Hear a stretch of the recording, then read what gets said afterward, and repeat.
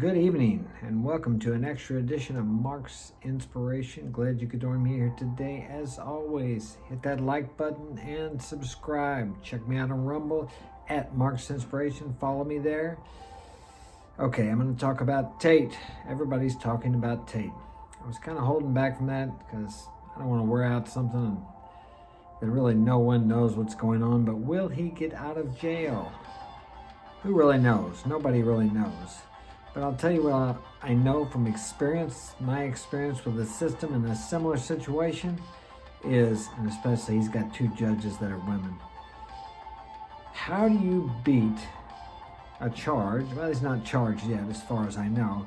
How do you beat an accusation that women have made against you and prove you didn't do something that they said you did? It's your word against theirs. And if you have several women that are saying it, and they get up on the stand and cry, it does something to people. It makes them have compassion for them, whether it's real or not. I've seen women cry and lie, and look you in the eye, just like they were telling the truth when they were actually lying. They can turn their tears on like I can go turn the water faucet on. Now, am I saying these girls are lying? No, I'm not. I am saying that they could be, very possibly, and it's almost impossible to defend yourself against something like that.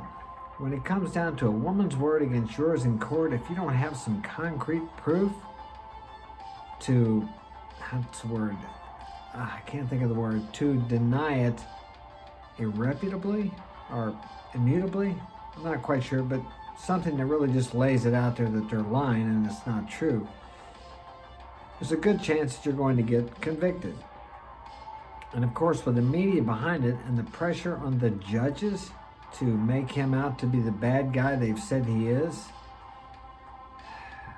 someone wants him to shut up.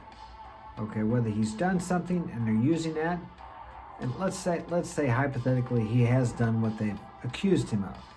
Do you know how, and this doesn't mean that he should be let off if he has done that. But do you realize how many people there are in the world doing that very thing today that the authorities are very aware of that they don't do anything to? Think about that. Hundreds of thousands of people doing what he is accused of doing, and they don't bother them. They let them go. But those people are not making a statement about men becoming more masculine and standing up and being men. Because the kind of men he's encouraging and the kind of encouragement he's giving men to be is to be able to stand up, and those type of men revolt against the system.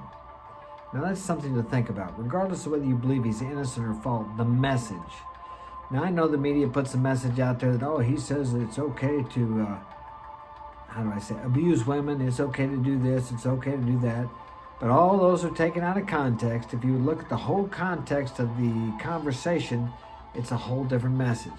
But that's the way the media does, especially mainline news media. What you have to ask yourself is, why are they doing that? Okay, if he is guilty, why are they picking him out amongst all the other hundreds of thousands of people who are doing this very thing? Probably mostly men, but women involved also. Why are they picking him out? Because he's making a statement. He's getting men to stand up. And whoever's involved in the system, the higher powers, the powers that be, the elites, whatever you want to call it, not all of them, but many of them don't want men to be men because they're too easily manipulated when they're not masculine, when they're not strong, when they're not thinking from their core, when they're not centered, when they don't feel free, when they're part of the slave mind or the matrix, as he calls it. They just go along with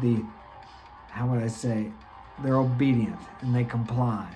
As I've said before, we're taught to comply from the time we start school or daycare to women, to subjugate ourselves to women. Now look how women just have a fit now if you ask them to submit to you as your husband. If you're being a man, though, you shouldn't have to ask them. But let's say you want them to cooperate. At least here in the West, women don't want to cooperate anymore, the younger women. And when I grew up, it was different. Women still respected men. But then us men have to ask ourselves, why is it that women don't respect us? if that's the case. We have allowed that to happen. We have first disrespected ourselves, and that's part of Tate's message also, is to earn yourself some self-respect by doing something with yourself. Go to the gym, get in shape, make something of yourself. A lot of you guys want the best women. Well, go look in the mirror. Would you go out with you? Are you the best that you can be? Are you? I don't want to hear excuses. Well, I'm not tall enough. I'm too short. I'm this, I'm that. I don't have six-pack abs. It's all bullshit. You can become whatever you want to become if you want it badly enough. It's not easy, I know it. And there's going to be pitfalls, discouragements, disillusionments, but you can do it. And if you don't want to do it, I certainly understand. But don't complain about what you don't have. Accept where you are, accept the initiative you have within yourself, and adjust your life accordingly and be happy with that if that's what you want and you don't want to pursue and go through the bull crap that we have to go through to get to be more than what regular people are. Sometimes I don't want to do it. Sometimes I just want to go off somewhere to a foreign country and maybe make videos and just stop the struggle or the grind. I do. I feel that way sometimes. But I know myself, and I would be bored in about a day or two. So even though there's times when I wonder how I'm going to make it, when I have so much invested in some venture that's risky, that I don't have a cash flow, that I'm not sure what I'm going to do, I know the alternative for me is a life of, to be stupid, boring, and glum. A life of quiet desperation. And to me, that's what I get out of Tate's message, that do not lead a life. His message is for people who don't want to lead a life of quiet desperation. And I don't, and I damn sure know that you don't either, or you wouldn't be here. You wouldn't be listening to me if you were a complier, if you were a subjugator, if you were an approval seeker. You want something more out of life. All I can do is share my life with you. It's up to you to do it.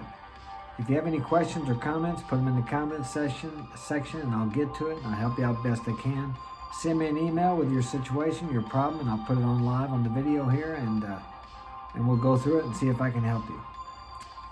And if you'd like to get my help personally, marksinspiration.com is my website, or marksinspirationalguidance at gmail.com. You can email me there. Both of those links are in the description. And hope this helps you. Take care. Share it with a friend. Have a great evening.